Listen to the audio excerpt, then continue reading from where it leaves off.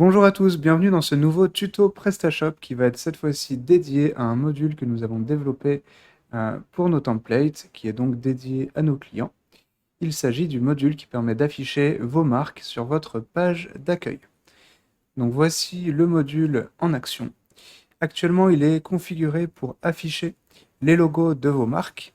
Donc, si je vais dans l'interface d'administration, dans la section catalogue, marques et fournisseurs, je retrouve les deux marques en question, donc qui ont une photo qui n'est pas forcément la même. C'est pourquoi le rendu n'est pas idéal sur la page d'accueil. Notre module a des options et permet de pallier à ce genre de soucis. Je vais donc vous montrer sa configuration. Pour le configurer, vous allez dans la section personnaliser, puis dans le module manager. Et là, vous tapez le mot-clé marque ici, qui va vous permettre de retrouver le module. Vous faites configurer, et là, vous arrivez sur la configuration actuelle, qui est donc d'avoir un affichage automatique des marques et non pas une sélection manuelle. Notez dans un premier temps qu'il est possible de trier l'affichage des marques, c'est en fonction du nom de la marque. On peut avoir un tri par ordre alphabétique croissant ou décroissant. Mais on peut aussi avoir un affichage aléatoire, ce qui est très intéressant quand on a beaucoup de marques et qu'on ne veut pas en favoriser une, par exemple. Vous retrouvez les animations disponibles dans nos modules. Vous pouvez donc jouer avec ces paramètres-là pour trouver votre bonheur. Si j'active la sélection manuelle, eh bien, dans ce cas-là, on va retrouver donc un premier bloc qui vous permet de rajouter une nouvelle image. Cette image peut avoir un nom, un lien et une description. Voyons voir un peu à quoi ça ressemble.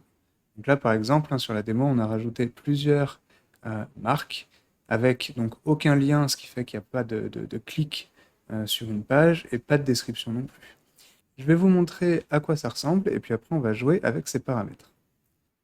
Donc maintenant que j'ai activé cette option, je rafraîchis ma page. Et là, on note que nous avons un affichage des logos manuels que j'ai pu mettre dans le module. On va voir un petit peu les premiers paramètres. Donc là, typiquement, on est sur une configuration aléatoire, ce qui veut dire que là, lorsque je vais recharger la page, l'affichage ne sera plus le même.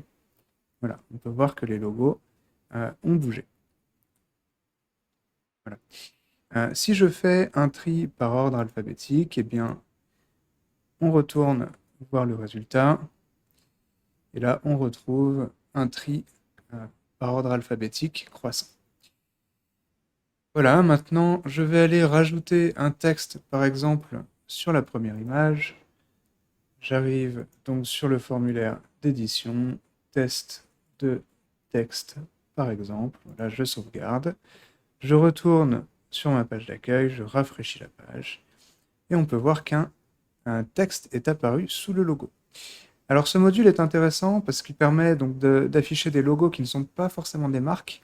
Donc vous pouvez également détourner cette utilisation pour mettre en avant des avis clients, pour mettre en avant des articles dans des journaux. On peut imaginer vraiment beaucoup d'utilisations.